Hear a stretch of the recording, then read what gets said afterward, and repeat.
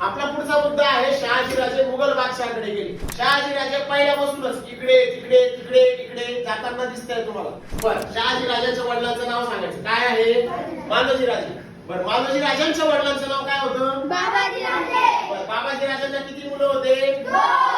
मालोजीराजांच्या पत्नीचं नाव काय होतं? उमा. मालोजीराजांना जे 2 मुलं होते त्याच्यातल्या मोठ्या मुलाचं नाव काय होतं? शहाजीराजे. शहाजीराजे.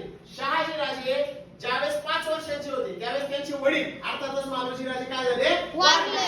आणि वारल्यानंतर त्यांचा सांभाळ कोणी केला? त्यांच्या काकांनी. काकांनी म्हणजे विठोजीराजांनी. विठोजीराजांनी त्यांचं लग्न कोणासोबत लावून दिलं रे? मासाहेब जिजाऊ सोबत. मासाहेब जिजाऊ कोणत्या घरातले? जाधव घराणं. कुठलं आहे ते? सिंदखेडचं. बघा, ही आहे निजामशाही, बरोबर? खालची कोणती शाही आहे? आदिलशाही. आणि वरच्या बाजूला कोण येतील मग इकडं? मुघल. मग बघा, एकदा काय झालं, हे मुघल आणि खालची आदिलशाही या दोघांना काय वाटलं, आपण काय करू, मधली निजामशाही संपवून टाकू. काय करू? संपवून टाकू. आणि मग दोघांमध्ये एकी झाली.